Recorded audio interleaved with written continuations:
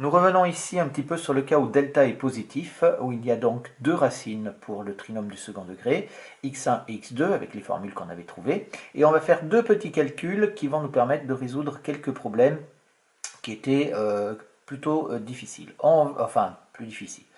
On voit donc déjà la somme des racines x1 plus x2. Ça nous fait donc moins b moins racine carrée de delta sur 2a, plus moins b plus racine carrée de delta sur 2a.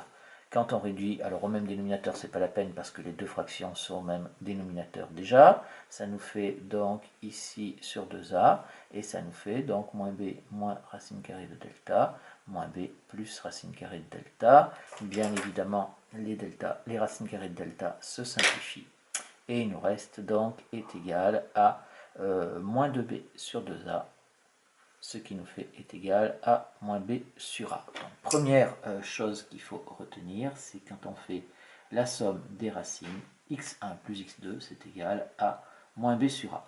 On est toujours dans le cadre où l'équation du second degré, c'est toujours ax au carré plus bx plus c est égal à 0. Donc voilà le premier résultat, le premier calcul.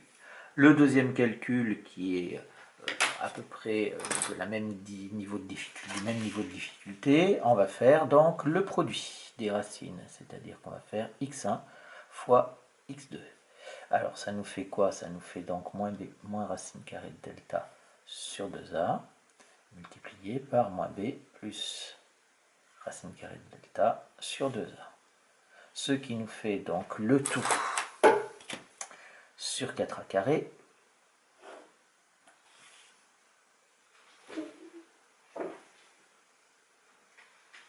et ça nous fait donc moins b moins racine carrée de delta, facteur de moins b plus racine carrée de delta. On reconnaît au numérateur une identité remarquable, c'est a moins b facteur de a plus b, donc ça nous fait ici moins b au carré moins racine carrée de delta au carré, le tout sur 4a carré.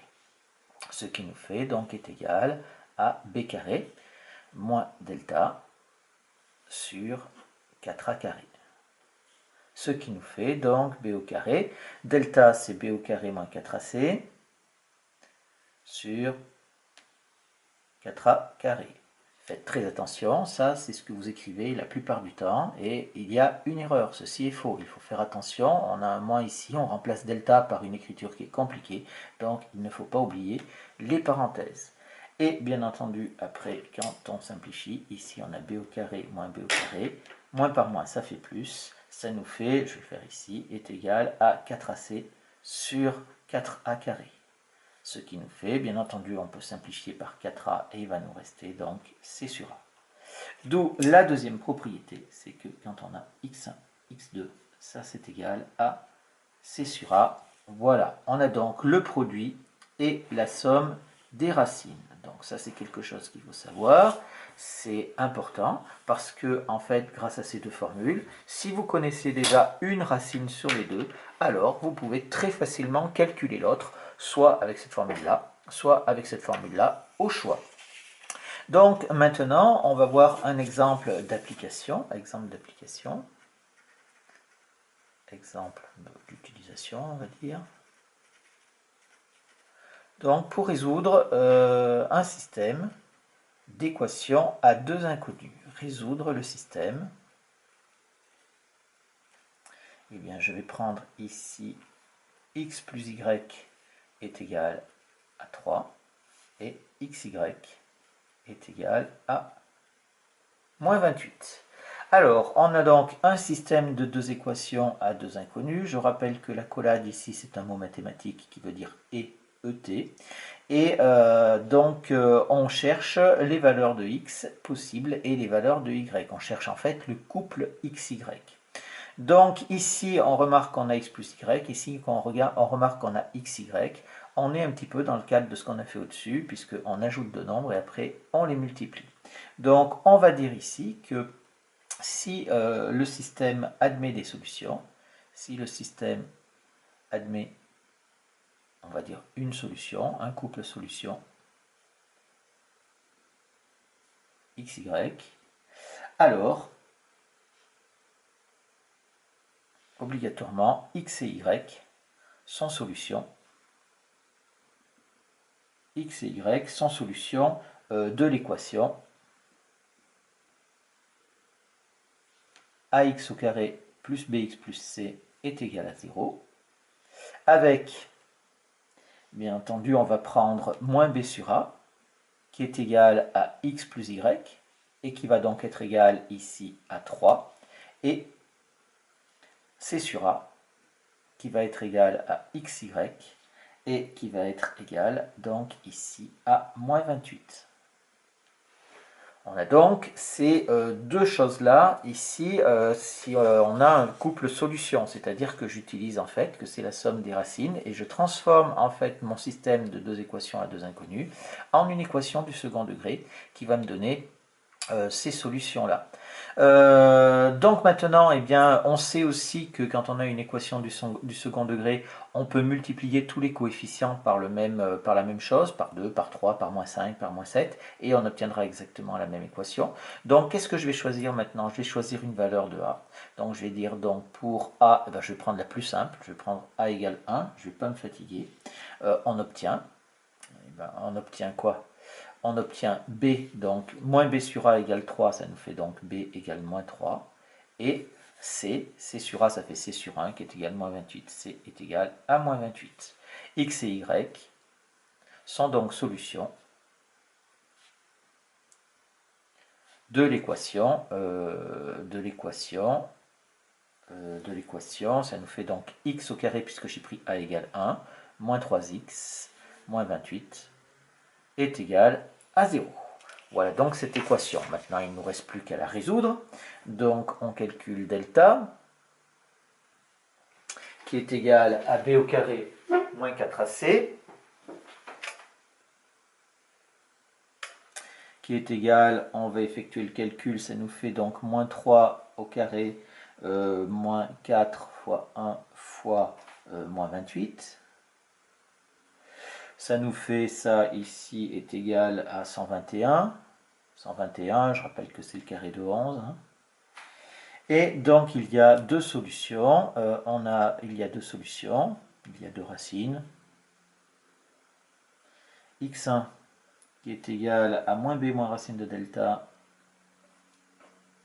sur 2a, ce qui nous fait donc 3 moins 11 sur 2, ce qui nous fait moins 4. Et x2 qui est égal à moins b plus racine de delta sur 2a, c'est-à-dire ici 3 plus 11 sur 2, ce qui me fait donc 7. Et on obtient donc maintenant nos deux solutions, donc x et y valent moins 4 et 7. Donc maintenant j'ai fini, je vais pouvoir donner l'ensemble des solutions S. Alors attention, là c'est la conclusion, donc je ne donne pas l'ensemble des solutions de mon équation du second degré. Ici, hein, c'est pas ça qu'on veut, on veut les solutions du système. Et quand on fait les solutions d'un système, eh bien une solution, c'est une valeur pour x et une valeur pour y, c'est-à-dire c'est un couple de solutions. Donc, conclusion, S égale, donc je mets toujours entre accolades. J'ai comme solution, alors on a comme convention de mettre x en premier, y en deuxième. Donc, x, je vais prendre donc moins 4 et y, je vais prendre donc 7. Et oui, mais attention, ce n'est pas la seule, c'est-à-dire que j'ai aussi ce couple-là, 7 et moins 4, qui fonctionne également. C'est-à-dire qu'il faut bien que je prenne, je n'ai pas dit lequel était x, lequel était y, donc j'ai les deux couples qui sont solutions, c'est un 7 ça. Donc voilà un petit peu comment est-ce qu'on peut résoudre ce système de deux équations à deux inconnus. Je vais quand même revenir sur la résolution classique parce qu'on aurait très bien pu le résoudre sans savoir ces deux formules sur la somme et le produit des racines. Donc je vais marquer ici un rappel. Résolution classique, je vais marquer résolution classique par substitution. On a deux méthodes pour résoudre des systèmes pour résoudre des systèmes de deux équations à deux inconnus. La plus connue, c'est la méthode par substitution. C'est pas celle que je préfère, mais ici, elle marche très bien. L'autre n'est pas applicable. On verra ça ultérieurement. Alors, je reprends mon système qui était donc ici, x plus y est égal à 3 et xy est égal à moins 28. Si je le résous par substitution, ça veut dire quoi? Ça veut dire que dans une des deux équations, je calcule une inconnue en fonction de l'autre. Je vais calculer par exemple y. Y est égal donc à 3 moins x. Y égale 3 moins x. Et qu'est-ce que je fais quand j'ai calculé y égale 3 moins x? Eh bien, je le remplace dans la deuxième équation parce que j'ai trouvé. C'est-à-dire qu'on le substitue en fait. Je rappelle que c'est le sens premier d'une égalité. Quand on a une égalité, ça veut dire que partout où j'ai y, je peux mettre 3 moins x à la place. Ou partout où j'ai 3 moins x, je peux mettre y à la place. C'est une autorisation de remplacer, une autorisation de substituer. Donc ça nous fait ici x multiplié par y, donc ça va faire 3 moins x, est égal à moins 28. Ce qui est équivalent à dire que ici, ça me fait y est égal à 3 moins x. Là, ça me fait 3x moins x au carré est égal à moins 28. Ce qui fait que ici, qu'est-ce que je fais? Je le fais passer de l'autre côté. J'ai donc y est égal à 3 moins x. Là, je vais avoir ici 0 est égal à x au carré moins 3x moins 28. Et je retrouve ici la même équation du second degré que j'avais auparavant. Donc, si vous voulez, la méthode d'utiliser ces deux formules-là nous permet d'éviter tous ces calculs-là, qui dans cet exemple-là sont très simples, mais qui peuvent s'avérer dans certains exercices relativement difficiles. Donc on arrive à la fin à cette chose-là, parce qu'il faut quand même terminer, vous allez voir qu'il y a quand même pas mal de techniques là-dessus. On arrive donc ici avec, donc je ne refais pas la résolution du second degré, mais elle y serait bien entendu. J'arrive à dire que x est égal à moins 4 ou x est égal à 7. Et puis là, j'ai y est égal à 3 moins x. Donc j'ai deux valeurs possibles pour x, et donc ce système-là, en fait, il va être équivalent à deux systèmes, c'est-à-dire je vais dire x égale moins 4 ici, ou alors, je vais avoir un autre système, x est égal à 7. X égale moins 4, je calcule y ici qui est égal à 3 moins x, ça fait 3 moins 4, c'est-à-dire ça me fait 7. Ou alors, y est égal à 3 moins x, c'est-à-dire 3 moins 7, ce qui me fait est égal à moins 4. Et là, je trouve bien donc mes deux couples, la même chose, S égale. Donc ici, pour le premier couple, j'ai moins 4 pour x et 7 pour y. Et le deuxième couple, j'ai 7 pour x et moins 4 pour y. Je trouve exactement la même chose.